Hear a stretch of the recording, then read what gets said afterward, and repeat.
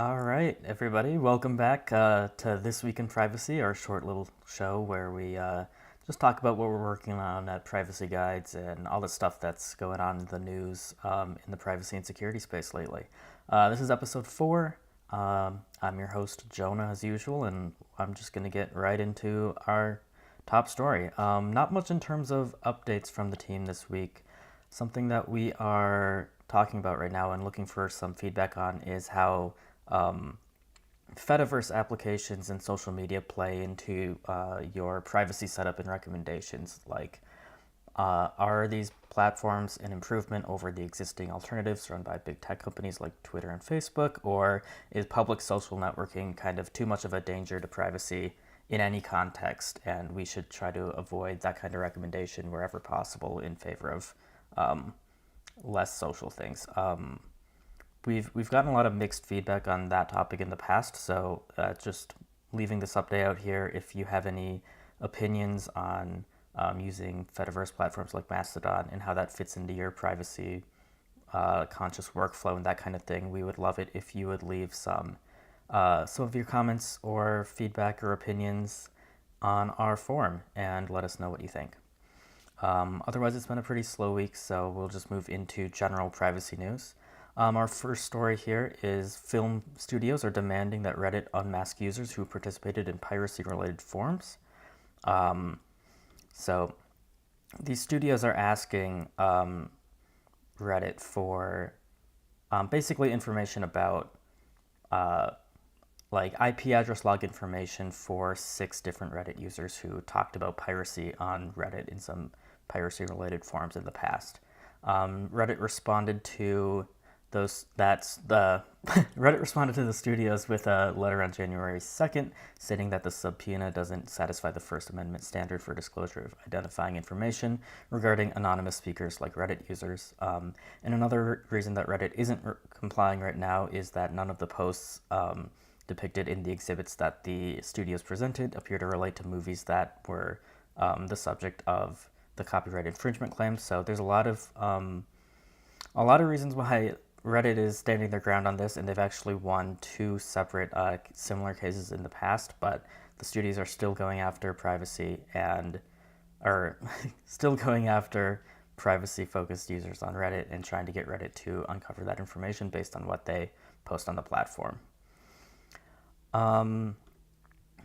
In more similar lawsuit news, the U.S. Supreme Court has decided to not take on Elon Musk's case. Apparently he was asking them to consider whether X, formerly Twitter, can publicly disclose how often federal law enforcement seeks information about users. But the Supreme Court justices declined to hear X's appeal of a lower court ruling, holding that the FBI's restrictions on what the company can say publicly about the investigations did not violate its free speech rights under the U.S. Constitution's First Amendment. X's lawyers say that history demonstrates that the surveillance of electronic communications is both a fertile ground for government abuse and a lightning rod political topic of intense concern to the public, which is definitely a true statement, I would say. It's crazy that these gag orders are allowed to exist in the form that they are right now, where they can basically go on indefinitely without any kind of recourse from the company, in this case Twitter. So it's good that Twitter was fighting back on this, but it's unfortunate that, at least for now, the U.S. Supreme Court is not going to be hearing their case on that. So it seems like whatever gag order they might have in place right now will stand for now. Let's see. Our next story here, China claims that it cracked AirDrop encryption and it can identify the sources of messages that are sent. Basically, a government-backed firm in China claimed that it cracked Apple's encrypted AirDrop feature, allowing police to access the phone numbers and emails of those using it to share undesirable content. AirDrop has been something that the Chinese government has been fighting against for a while now in the past, and Apple has actually cooperated with them on a lot of cases. And as far as limiting how AirDrop can be used at their behest, but it seems like China is still going after trying to break this encryption on their own so they can really target anybody using AirDrop. So it's kind of crazy, and this could definitely spread outside of China to any other government who's interested in this kind of thing. So I haven't seen a response or anything from Apple on this topic yet, but that would be interesting to look into and see if they do respond to that or fix this or not in the future. But only time will tell. This is a pretty recent development.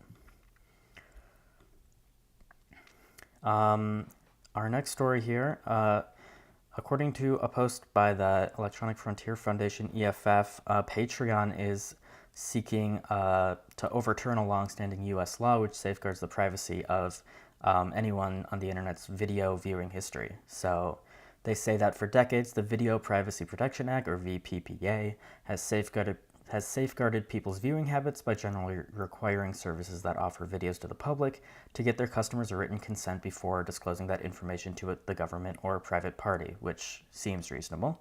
But they say that the VPPA is under attack by Patreon.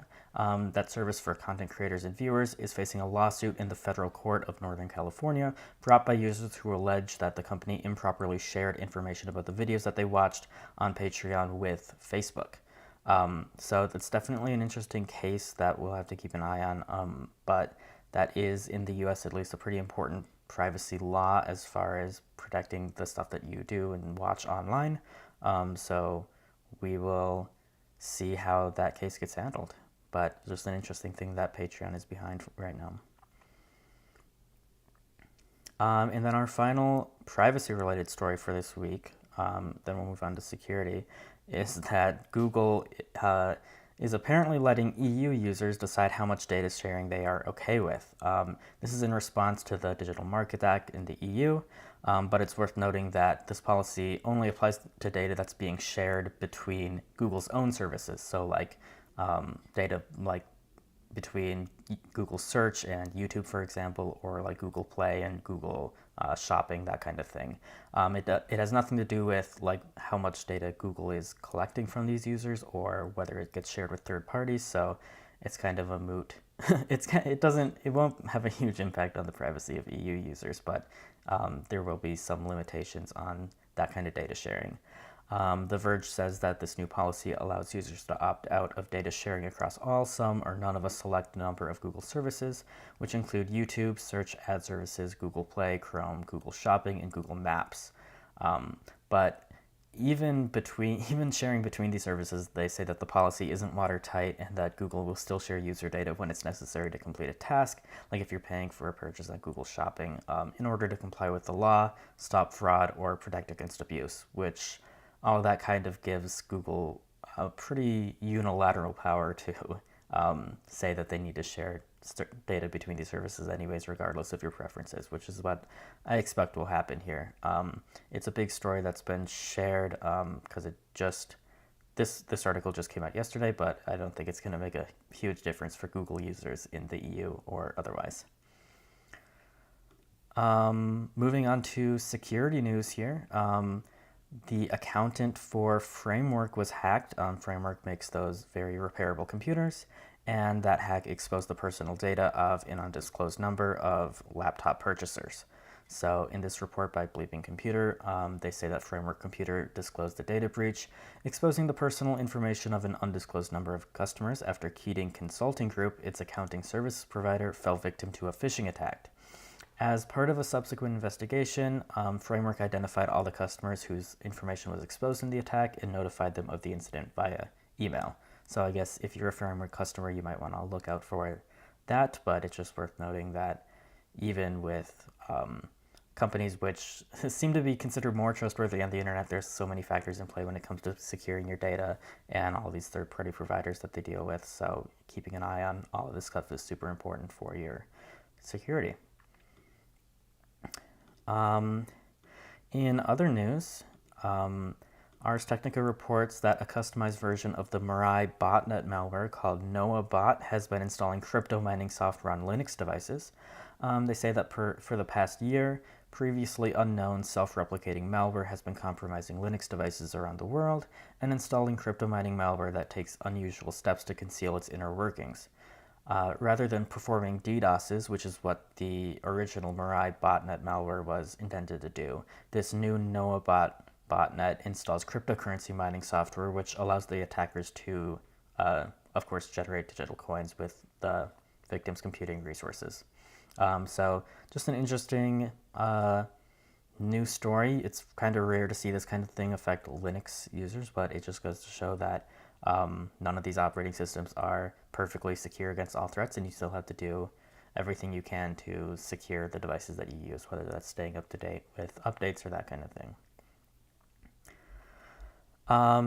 In lighter security news, Tutanota upgraded their encryption from AES 128 to AES 256, which is, they say, a step to bring quantum safe encryption to their products of the future. So Tuta says that they've switched on AES 256 encryption by default for all new emails sent via Tuta. They say it's a great security improvement and that it's the next step towards them enabling quantum safe encryption. On the road to achieve quantum security, they are also updating their asymmetric cryptography, which is currently RSA 2048. In a next step, they'll focus on rotating the existing encryption keys, but basically what they're going to do with RSA 2048 in the future is replace it with Curve 25519 and Kyber 1024, and the Kyber cipher suites are supposedly quantum safe. Which should turn that protocol into a hybrid classical and quantum safe public key protocol, which is a similar approach to what Signal has done with their recent improvements to quantum security and what Proton is also planning to do with PGP, although that's still in the draft phase. So all this news is pretty exciting.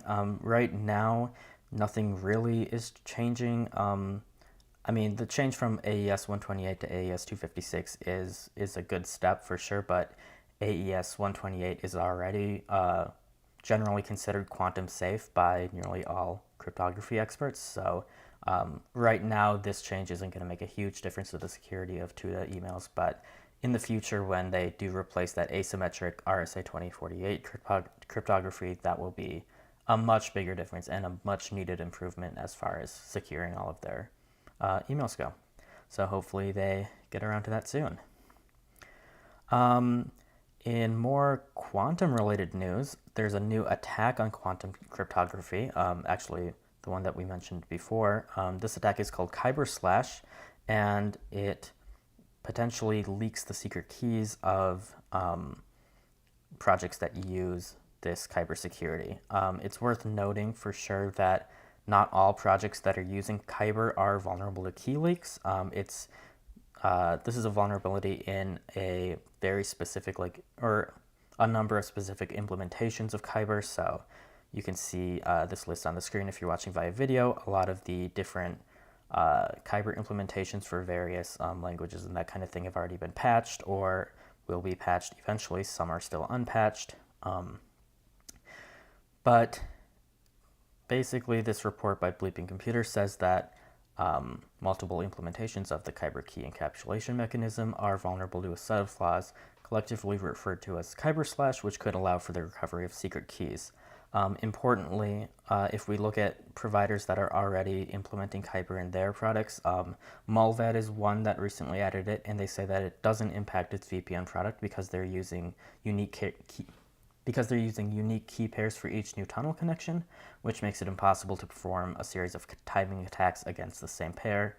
Bleeping Computer, when they wrote this article, they also reached out to Signal because Signal is, of course, using Kyber quantum encryption as well, as we mentioned before, but Signal did not get back to them. So I don't know for sure whether Signal is impacted by this, but it's likely it's likely a non-issue with a project like Signal, but we'll keep you updated if something changes. But for other software that has implemented this kind of stuff, it may be vulnerable, and hopefully they get that patch soon.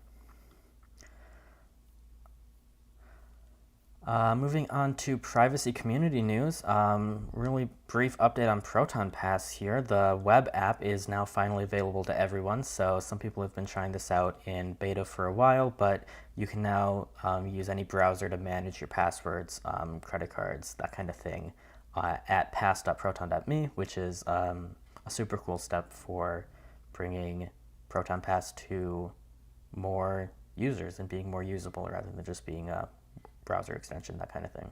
So just a cool update for any Proton Pass users out there. Another thing that I saw recently was that the EFF released their new street-level surveillance online portal. So the EFF describes this as a standalone website which features expanded and updated content on various technologies that law enforcement agencies commonly use to invade Americans' privacies.